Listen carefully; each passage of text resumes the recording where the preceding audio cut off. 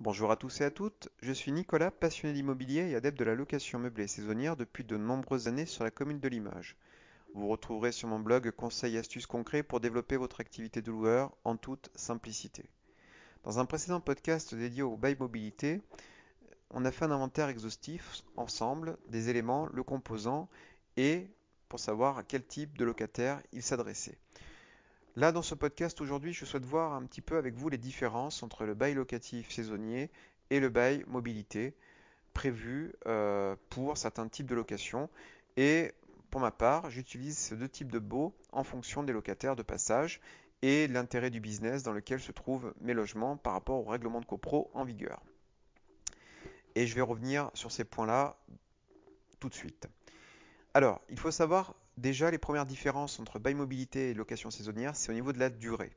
Si on devait faire une première différence, c'est ça. C'est très simplement que le bail mobilité, comme précédemment vu, est prévu pour une durée allant de 1 à 10 mois maximum, sans tacite reconduction ni renouvellement. Le bail saisonnier, quant à lui, prévu pour une durée préalablement définie contractuellement, ne pourront pas excéder 90 jours. Sans concerner, comme je l'avais indiqué précédemment, pour le bail mobilité, pour le locataire, ça va représenter son domicile. Le locataire peut y résider de façon permanente, donc il peut y élire domicile au sein du logement concerné ou faisant l'objet d'un bail mobilité. Il faut juste qu'il soit étudiant ou professionnel. C'est la qualité requise pour pouvoir être éligible à ce bail mobilité. Pour la location saisonnière, il va concerner tous les locataires de passage et ne représentant pas la résidence principale du concerné, donc du locataire de passage. La troisième différence que l'on peut notifier entre ces deux baux d'habitation, donc le bail meublé saisonnier et le bail mobilité, c'est que dans le bail mobilité, il n'y aura pas de dépôt de garantie. Il est interdit. En revanche, dans le bail saisonnier, vous pourrez librement fixer un dépôt de garantie, sans qu'on vous fixe réglementairement un minimum ou un maximum. Donc c'est au bailleur de fixer les règles du jeu en la matière et bien entendu d'être accepté par le candidat locataire. Pour le congé, il faut savoir qu'un congé peut être donné dans le bail mobilité par le locataire, donc ce congé sera d'un mois. Pour le bail saisonnier, il faut savoir simplement qu'il s'agira d'une simple annulation de la réservation par le locataire pour une raison qui lui est propre. Après, bien entendu, les conditions de vente de la location pourraient imposer un remboursement partiel ou total du propriétaire vis-à-vis du locataire qui a l'initiative de la location, sinon à être dans des conditions non annulables et non remboursables qui permettraient ainsi au bailleur proposant son logement en location saisonnière de n'effectuer aucun remboursement vis-à-vis du locataire. Donc là, il s'agissait du congé donné par le locataire.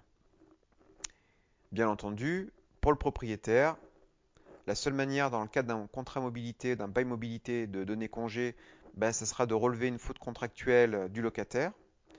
Et pour un contrat saisonnier, tout manquement fait par le locataire est fixé dans le contrat de location saisonnière et à tout moment. Donc, dans un premier contexte locatif, donc, qui est le bail mobilité, eh bien, il faudra une faute caractérisée du locataire au niveau contractuel pour pouvoir, entre guillemets, procéder à une procédure d'expulsion.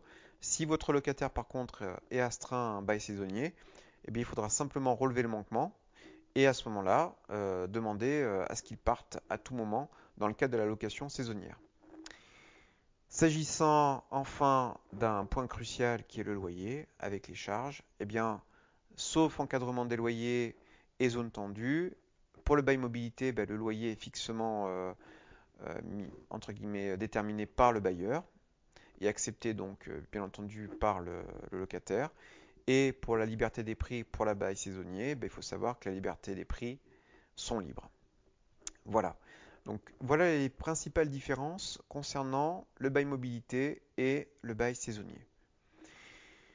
Alors, souvent, quand le bail mobilité a été créé, on s'est posé la question de son réel intérêt par rapport au bail saisonnier. Alors ça, c'est une question qui est intéressante d'aborder. En fait, la question est de savoir si le bail mobilité est une alternative à la location touristique. Alors moi, je dirais pas qu'il est une alternative, mais je dirais que le bail mobilité et le bail saisonnier, de mon point de vue, sont deux baux d'habitation qui sont amené donc à être utilisé de façon intelligente par le bailleur selon ses besoins en termes d'activité et selon les contraintes réglementaires auxquelles tel ou tel bailleur peuvent être euh, contraints, soit par la commune, soit par tout simplement le règlement de copropriété dans lequel se trouve l'appartement mis en exploitation.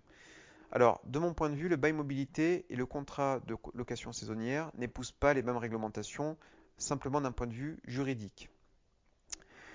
En effet, les dispositions d'ordre public applicables font que le contrat de location saisonnière va être gouverné par le Code du tourisme, lui-même régi par le Code civil, dont certaines particularités sont rappelées dans le tableau que je vous ai dépeint, les différences qu'il existe entre le bail mobilité et le bail saisonnier.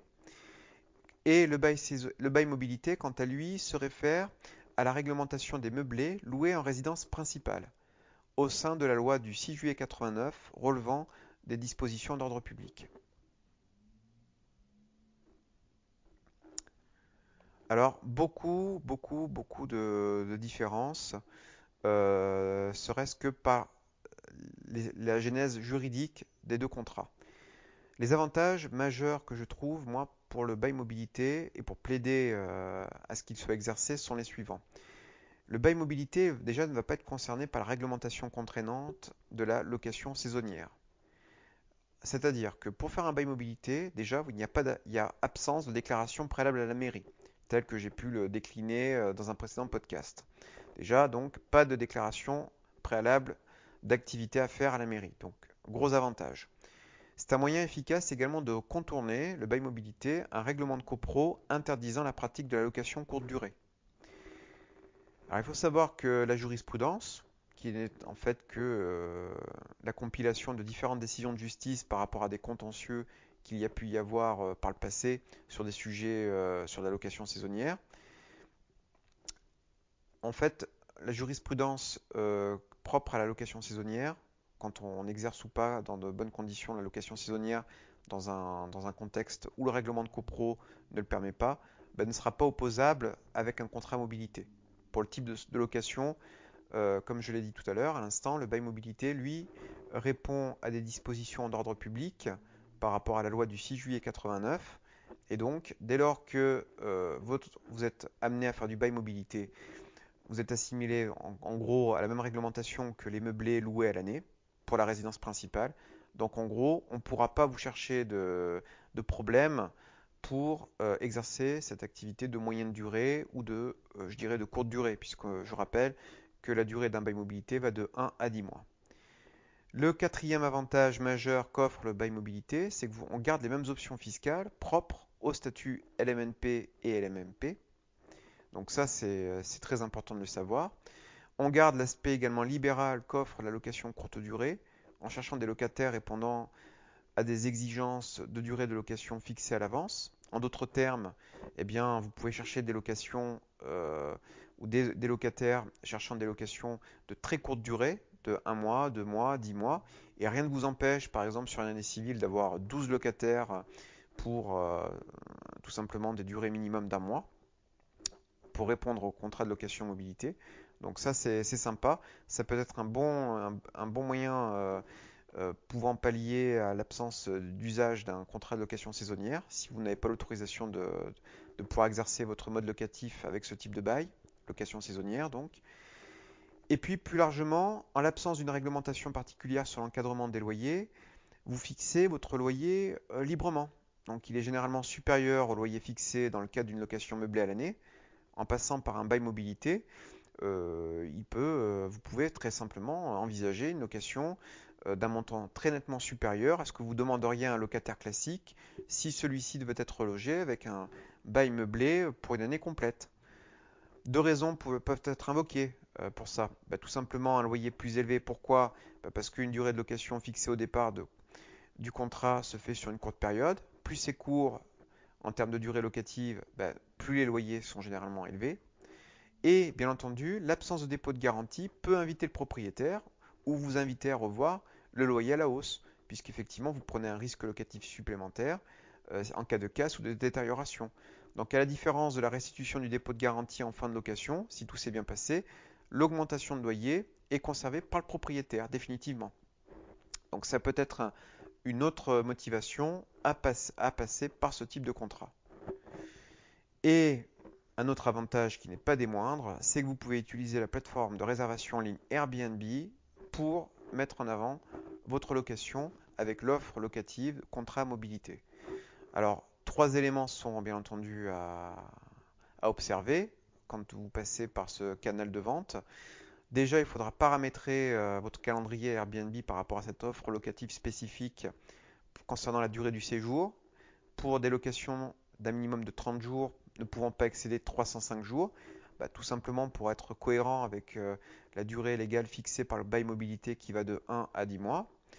La deuxième observation sera bien de mettre en exergue, par exemple, dans votre annonce, dans votre titre d'annonce, prévu, par exemple, moi c'est ce que je fais, hein, prévu pour étudiants ou professionnels, de telle manière à tout de suite indiquer aux candidats locataires que vous êtes à la recherche d'un profil spécifique, pas parce que vous le souhaitez, mais parce que c'est une obligation réglementaire, comme je vous l'indiquais précédemment, que votre locataire ait un certain profil.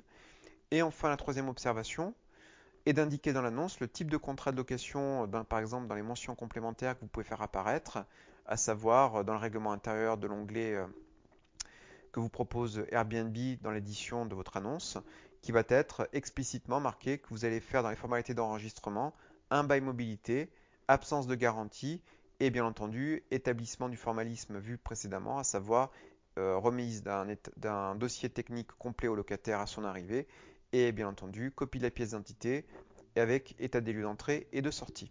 Donc voilà les éléments à observer pour le bail mobilité. Donc en tout cas, j'espère que ce podcast vous aura permis d'y voir plus clair. Je vais continuer cette série de podcasts autour du bail mobilité pour mes prochaines interventions pour vraiment motiver l'intérêt pour le bailleur d'opter pour ce type de bail et quels sont les avantages pour le locataire. Mais en tout cas, j'espère que dans un premier temps, ce podcast et cette vidéo vous aura permis d'y voir plus clair. N'hésitez pas à nous suivre sur notre chaîne YouTube. N'hésitez pas à liker, à faire des commentaires sous cette vidéo, sous ce podcast. Et bien entendu, n'hésitez pas à vous abonner à notre chaîne et notre blog Locastuce pour avoir connaissance des prochaines publications. Moi, j'essaierai autant que possible de répondre à l'ensemble des commentaires qui me seront faits et bien entendu des questions que vous pourriez avoir à travers ce podcast. Je vous remercie en tout cas de votre attention et je vous souhaite une agréable fin de journée. À très bientôt.